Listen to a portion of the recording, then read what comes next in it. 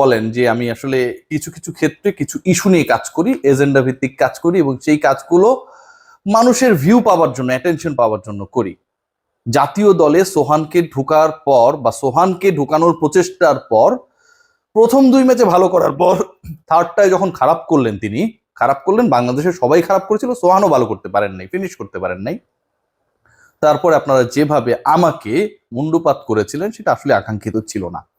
পরের 2 ম্যাচে, টানা 2 ম্যাচে যেভাবে প্রপার ফিনিশিং রোল প্লে করেছে এই ছেলেটা, টানা 2 ম্যাচের 19তম ওভারে, প্রথম ম্যাচে এবং দ্বিতীয় ম্যাচে আফগানিস্তানের বিপক্ষে চলতে সিরিজের, ছক্কা মেরে টানা 2 ম্যাচের 19তম ওভারে তার নাম্বার অফ সিক্সেস যদি আমরা কাউন্ট করি সেটা হচ্ছে 3। এমন সিচুয়েশনে এই 3টা ছক্কা এসেছে যখন দলের প্রেশার রিডিউস হয়েছে, যখন মনে হচ্ছিল যে বাংলাদেশ এই ম্যাচটা শেষ পর্যন্ত জিততে পারবে না, সোহান সেই অসম্ভবকে সম্ভব করেছেন। শেষ মুহূর্তের আক্ষেপ নিয়ে বাংলাদেশকে পরাজিত হতে হয় নাই। শেষ মুহূর্তের আক্ষেপ নিয়ে আপনাদের সোশ্যাল মিডিয়ার জন্য যে লিখে রাখা টেক্সট সেটা পোস্ট করতে হয় নাই। লর্ড সোহান, রিয়াসাদ আজিমের এজেন্ডার ক্রিকেটার সোহান কি করলো? নুরুল হাসান সোহান যা করেছে, বাংলাদেশের ফিনিশাররা, অনেক ফিনিশার আমরা দেখেছি, ধারাবাহিকভাবে সেটা করতে ব্যর্থ হয়েছে ম্যাচের পর ম্যাচ। খেয়াল করে দেখুন যে সোহান গত 4 ম্যাচের 3টায় বাংলাদেশকে জিতিয়েছে। কিভাবে? আমরা যদি খেয়াল করে দেখি, আফগানিস্তানের বিপক্ষে বাংলাদেশের সুপার 4-এ যাবার জন্য মহা গুরুত্বপূর্ণ ম্যাচটা যখন খেললো এশিয়া কাপে, সেই ম্যাচে সোহান অসাধারণ ফিল্ডিং করলেন, অসাধারণ একটা রান আউট করলেন, অসাধারণ ক্যাচ নিলেন। সোহান সেখানটায়ও 200+ স্ট্রাইক রেটে ব্যাট করলেন। বাংলাদেশ সেই ম্যাচটায় 8 রানের ব্যবধানে জিতলো। সোহানের যদি ওই লাস্ট মোমেন্টে করিম জানাতের রান আউটটা না হতো, তাহলে বাংলাদেশের match finished, hope finished, Asia কাপের টপ 4-এ বাংলাদেশ যেতেই পারতো না। গত 2 ম্যাচের কাহিনী আরেকবার বলে আপনাদের বিরক্ত করতে চাই না, কিন্তু সবশেষ 4 ম্যাচের 3টায় he played a proper finishers role.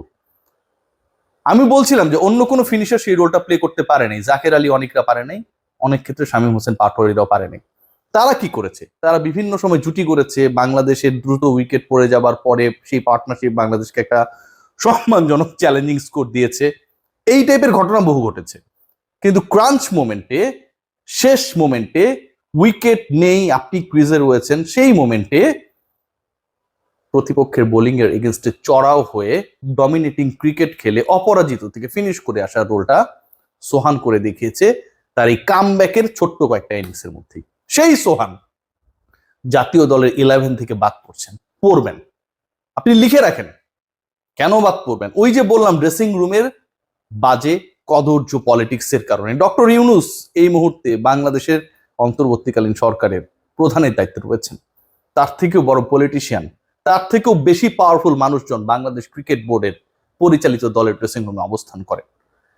খেয়াল করে দেখুন, এই নুরুল হাসান সোহান এত কিছু যে বললাম, এর বাইরেও কিন্তু তার একটা রোল আছে, তার একটা ভূমিকা আছে, যেই ভূমিকা দিয়ে সোহানকে আমরা চিনি। আমার শরীরটা একটু খারাপ ভাইয়া, কথা বলতে একটু কষ্ট হচ্ছে। সেই ভূমিকাটা হচ্ছে উইকেট কিপার সোহান।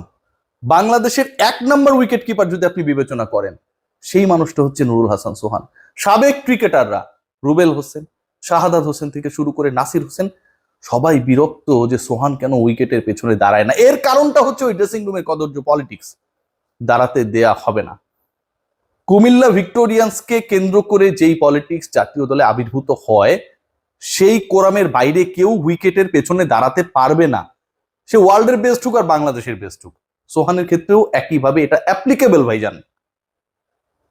বাংলাদেশ দলের সেরা কিপার কিপিং করছে না, ভেবে দেখতে পারেন। আপনার সেরা বৈমানিককে আপনি যুদ্ধের ময়দানে না পাঠিয়ে কন্ট্রোল রুমে রেখে দিয়েছেন। এটা হতে পারে?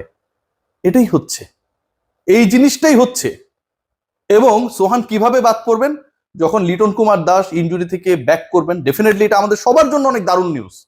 Liton Kumar Das consistent cricketer, good captain, টি-20তে বাংলাদেশের অবিচ্ছেদ্য অংশ। লিটন কুমার দাস বাদ পড়লে বর্তমান ক্যাপ্টেন জাকের আলী অনেককে আপনারা বাদ দেবেন না, শামীম হোসেন পাটোয়ারিকে আপনারা বাদ দেবেন না। তাহলে সেই জায়গাটায় কে বাদ পড়বে?